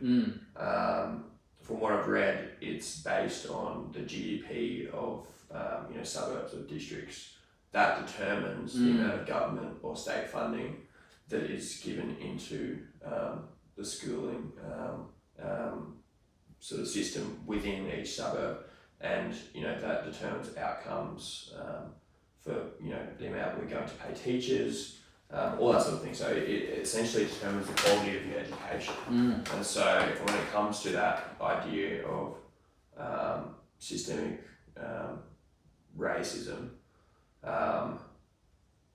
I think that it's an interesting word. Like obviously it disproportionately affects black communities, but perhaps the person who implemented this system originally had the best intentions. Like who, I've got no idea, but maybe they thought it's a smart system at the start, but obviously it needs some sort of reform now, and it needs to be some sort of equality around the distribution of resources for schooling. It can't be because obviously if it's on the basis of GDP per suburb and you've got very low socioeconomic neighbourhoods, there's going to be a cycle of them continually not getting the education. They grow up, and perhaps they don't leave that town and they stay, a lot of them stay there and they are not well educated, and it continues to reinforce. They start to give into the GDP, and it's not, they're not in the top professions that are getting the most money. That kind of thing. It's kind of like a self-perpetuating cycle, and so in that way, there needs to be an equal distribution for people to have equal opportunities to education, because maybe that could even out, that when we look at first principles sort of causes. And the other side of that is the fact that the Asian population, the education system is, it's full on. Like the amount that they study over in China is significantly more than we do in Australia, in America, and the research actually shows that on average their IQs are significantly higher than both the white and the black population at the moment. And I think obviously we know that there is gene environment interactions that do support those differences, those phenotypical differences, and so there are ways that we could equal that out in the academic context. Yeah, it's phenomenal. Hey, I remember when I was in high school, I actually went over to China and we had an interaction with our sister school over there. And, I remember walking away with a distinct impression that these kids had three aspects to their life. There was academics, there was study, there was music, and there was basketball. And that was the only three things that these kids at this school did. And they would literally kind of arrive at school at 7 o'clock in the morning and they wouldn't leave until 6 o'clock at night. And they would study, they would practice their music, and they would, play basketball as a form of break. And then they go home, they'd eat dinner, and then they'd repeat it all again. And so the cultural kind of value that the family places on education has a massive impact into that. And again, that's kind of one of the other things around the differences, right? Different families will prioritise different things. For me and my family, education was a massive thing, because education was the thing that pulled my father out of poverty into successful kind of realm. And so we were always, the value of education was always really high. Whereas in other families, sport and music, kind of other priorities. And that's not good, that's not bad, it's just different. And so it's one of those things that unless you value everything equally, but you can't expect that the people that came from a musical family are going to perform exactly the same as people that came from a family that valued education. It's a bit of a side topic, but related. But you're looking into that other aspect of affirmative action as well, outside of the academic context too. Yeah, so, and I think when it starts to go to affirmative action in the workplace, it's always interesting as well. And a lot of a lot of talk in that space has been around quotas, and quotas to yes, meet some of those other arguments we're talking about around compensatory corrective diversity kind of argument, and that sort of thing, and ultimately all of it's kind of in the name of diversity, bigger picture, inclusion, and inclusion, and that sort of thing, and ultimately the theory is, what we know when it comes to kind of high performing teams is that the more diverse the team is, generally the better the outcome.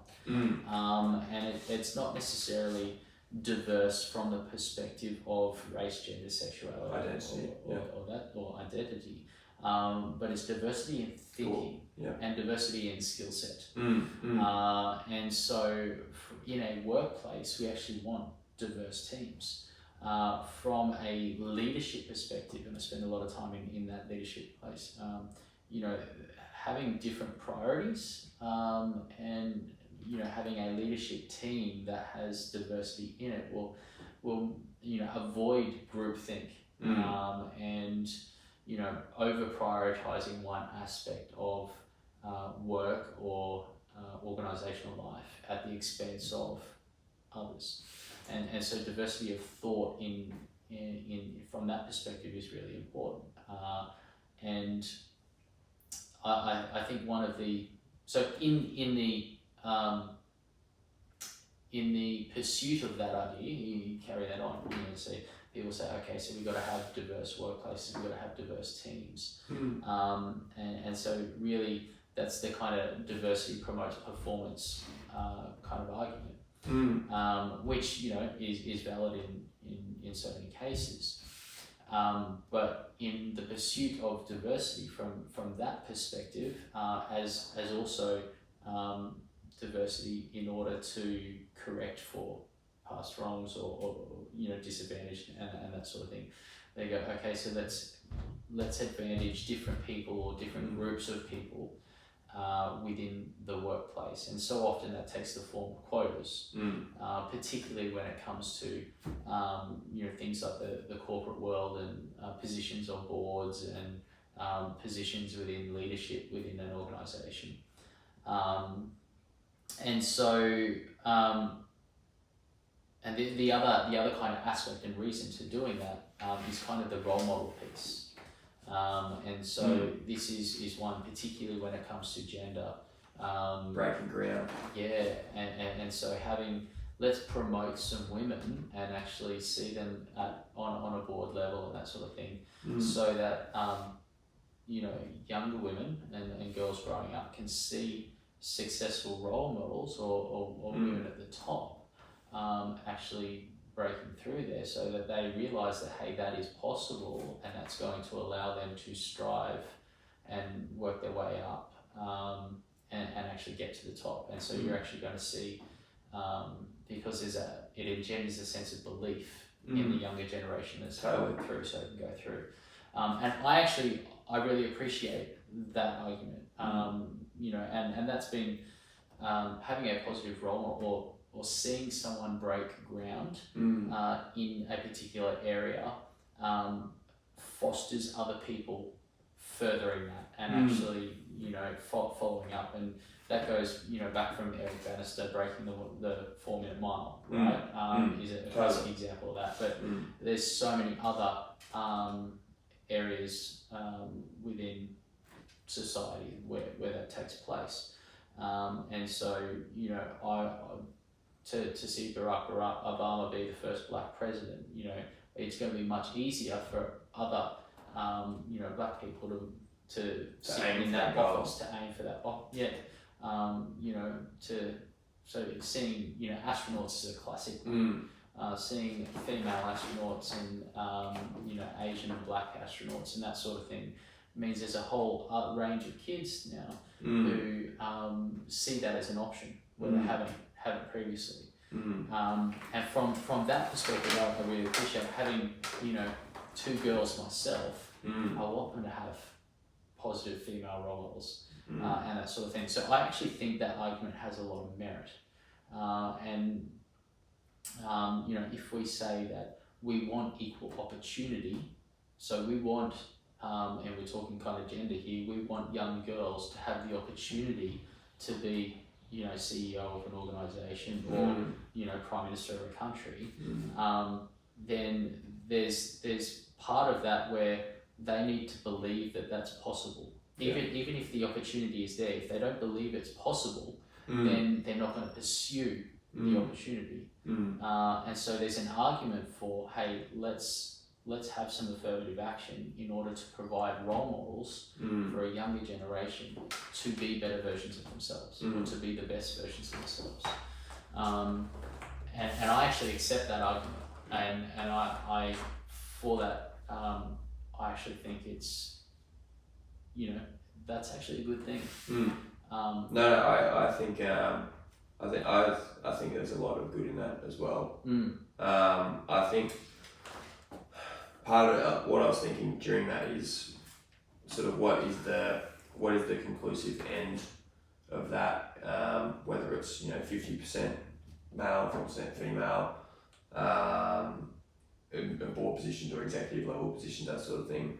And where does it kind of end, and then after that does it go to another sort of identity group that's sort of you know, has been struggling, you know, that needs to be lifted up. So I think whenever one group is promoted, another group will kind of, or another, you know, cross-sectional group will kind of, you know, not be doing as well as a result.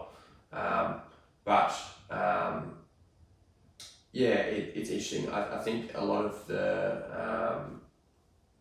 the choices that come to mind as well is that there's obvious individual differences in personality that do guide job preferences between men and women.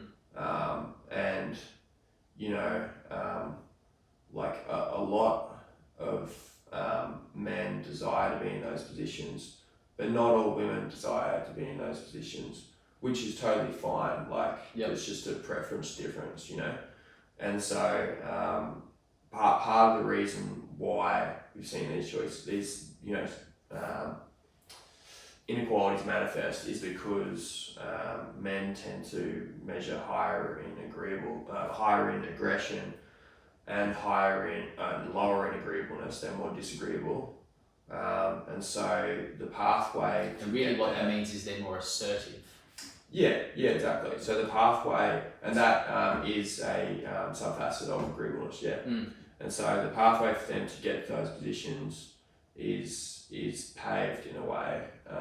It really is harder for women who have that desire to get there, because personality-wise and the way that the free markets work, it does seem to be geared towards those particular qualities. If you're more disagreeable, you're more likely to ask for pay rise, you're more likely to ask for promotion. If you're more aggressive, that also, I guess, it comes off in passion in terms of going for that. And it's like competition to climb the hierarchy. Yeah. So, you know, that's a hard thing as well. So I think I'm all for that, for encouraging, you know, women or whoever wants to be in those positions to go for it, and for them to have equal opportunity to the tools to get there. And I think to be able to see someone who's paved the way is an awesome thing for people. But to be able to see that and kind of generate that, you know, motivation to see how it's been done, to see, you know, how I could do it. You know, you all have role models and people you look up to in that way. So I think that's really good. I think where I'd be curious to see where it comes out in action is how what the end goal, not the end goal, where, like, would it ever stop, or would some other group have to be subbed in at some point if the discrepancies sort of come out to be less, or, you know, coming to equal at some point in time. And also, just a side sort of note, like we focus on identity groups and inequities due to that. But I mean, there's so much research on firstborns having higher IQ than any other child in families. Only children of firstborns. Firstborns have higher IQs on average across the board, across countries, than second and third born and fourth born and so on. And I think it was like 80% or over 80% of those first astronauts were firstborns. Yeah, I was watching a lecture at Harvard actually during the week, and the lecturer actually made this point around the psychology of birth order. And he actually asked everybody in the room, put your hand up if you're firstborn, and around 80% of the room at Harvard were firstborn. So it's and that kind of plays out, right? The characteristics that they associate with being firstborn is being very diligent, very hardworking. They strive to succeed, and they kind of pave the way and lead the way and do things. Whereas the younger siblings are quite often not. That's not necessarily the case. They have other qualities. And so how crazy is that though? From the it's just like the gene environment interaction. It's completely controlled for. You have the same DNA across the same environment. And these if you're ever going to run an experiment, like that is the experiment. Well, they're having twin studies. The twins actually have lower IQs than firstborns as well. And the thing that they focus on is the fact that the firstborn always has this this period of attention that they're the sole person being cared for by the parents. So they've got these these kind of needs that are being met that no other child has an opportunity to be the sole focus of the parent. And so it's really interesting, right? So that appears to be the only difference. Well, it's not the only difference. Obviously, you're leading as well. I'm the firstborn, and I really do associate with those. I look at my other siblings, and they have their own characteristics which are amazing. But I would say that I'm probably more driven than a lot of them. I'm the only one with from an education perspective, I'm the only one with a master's degree. They've both got their own degrees and that sort of thing. But I own my own company, which neither of those do. There's a lot of that I associate with. But then, as a parent now, and this is the really interesting thing for me, is that the way you parent actually changes over time. And so, with the firstborn, what you think. The way that you parent the firstborn, because you think X, Y, and Z is really important, you will treat them that way. By the time the second one comes along, your priorities as a parent have slightly changed. And so the way that you parent the second, third, fourth child is different from the way that you parent the first. It's not so much the attention and the amount of attention, but one, you're probably more tired. And you're less willing to fight certain fights or stay on top of certain things. Two, you're that little bit more mature, little thing. What you thought was important back then is probably you don't think is as important. When you're parenting child number 2, 3, and 4. And so where you place your emphasis as a parent is often quite different. And that's a big contributing factor also to birth order. That makes sense.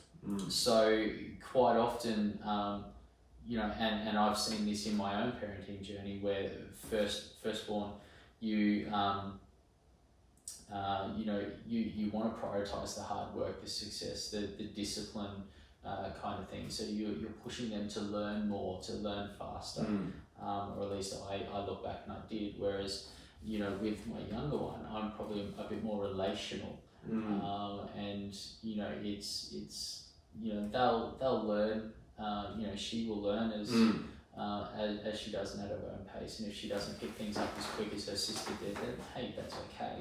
But I'm going to spend more time, savouring the moment, because I've seen how quickly the firstborn has grown up.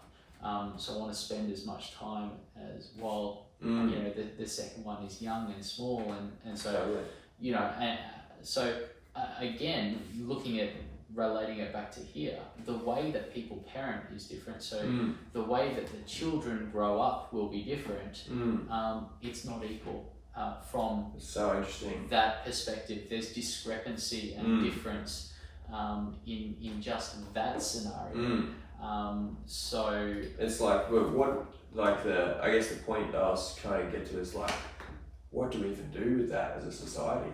How do you, as a system, how do you control for that? Yeah, you can't. Yeah, I mean that's the perfect kind of experiment and inequality still comes out.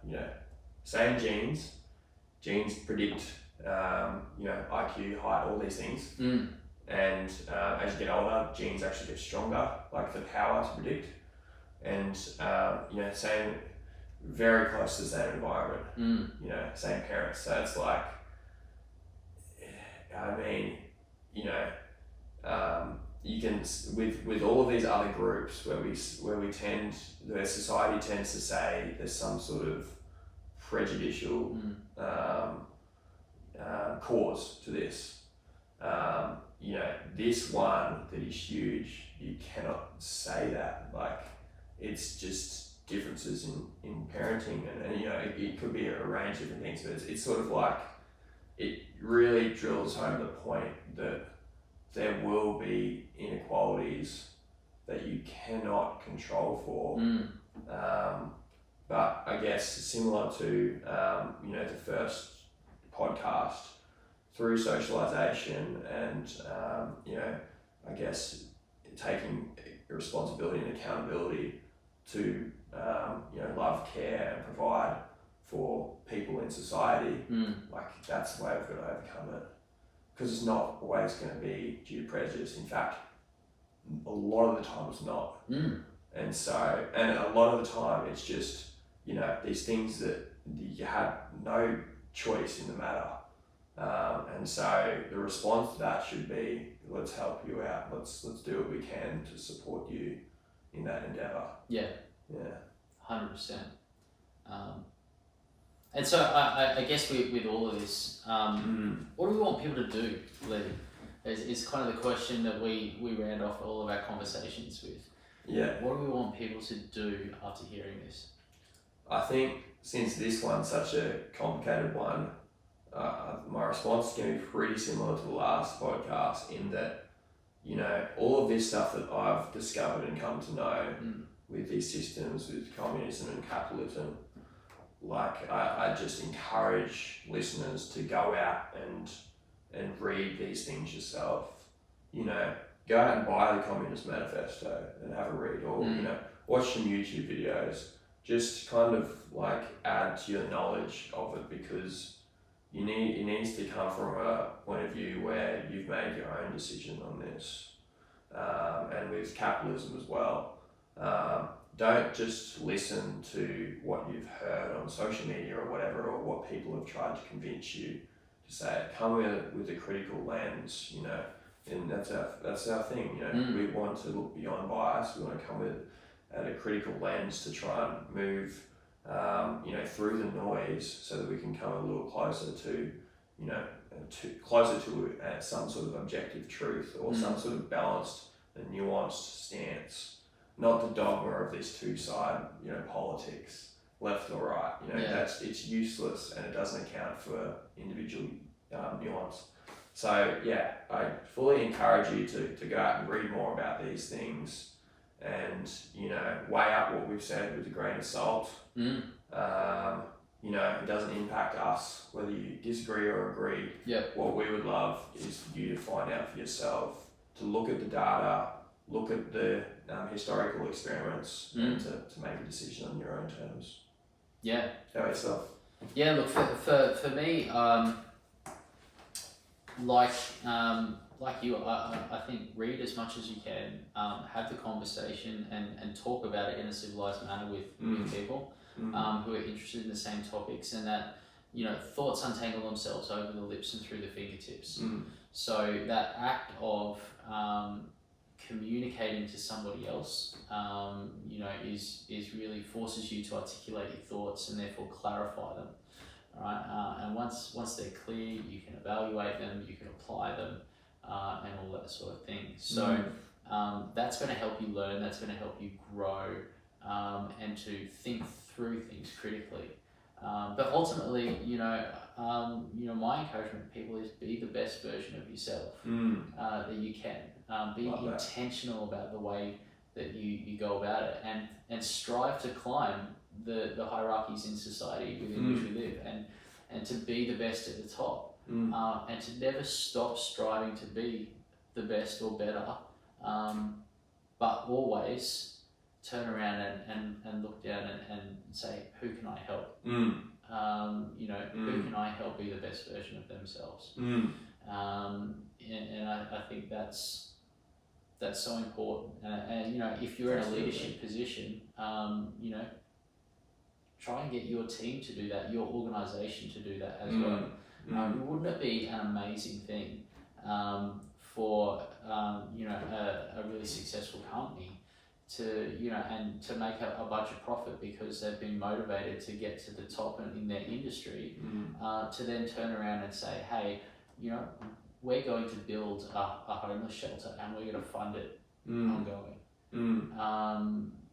You know, so using as an individual, turning around and helping other individuals, you know, and ultimately take that same principle and apply that at scale. And so you have organisations then being super profitable, but using that profit to actually fund social, you know, social services and that sort of thing, and helping other people to then climb that hierarchy. You know, taking some of the weight off government. You know, I'm a big believer that that corporate social responsibility needs to go beyond a box ticking exercise, and that, you know, ideally government shouldn't be funding as much social welfare as it should, particularly in Australia, where you've got such a large geographical landmass with such a small population. They should be focused on things like defence, infrastructure, health and education, and the actual social welfare thing should actually be funded, you know, more by the private sector. By private sector. That would be my ideal. But you know, so many of people that are listening to this, they won't be able to do things at that scale yet, I'm believing. That's right. Hopefully there'll be many people that will listen to this, and, you know, in the decades to come, they may have the opportunity to do that. But start now at the individual level. Be the best version you can be, and then turn around and say, who can I help be the best version that they can be? And that's what I encourage people to do. That's great. Yeah, I love that idea of, you know, I've managed to get all this fortune, now it's time to look back and give back. There's only so much you need to have a big house, a couple of nice cars, if that's what you're into, and a very easy life. Anything else on top of that? Exactly. Give away. Be generous. Love it. All right. Awesome. Probably Thanks, a good place Cliff. to wrap up. Yeah, no, amazing conversation, and really enjoyed it. Yeah, look forward to the next one. Absolutely. Hey guys, thank you so much for watching. If you're listening online or watched our video, we really appreciate your continued support. We'd love to get some feedback from you, and so why don't you tell us what stood out to you the most? Put it in the comments box below. Don't forget to like, share it if you thought these were valuable conversations, and make sure you subscribe and hit the little bell button so that you know when the next conversation comes up online.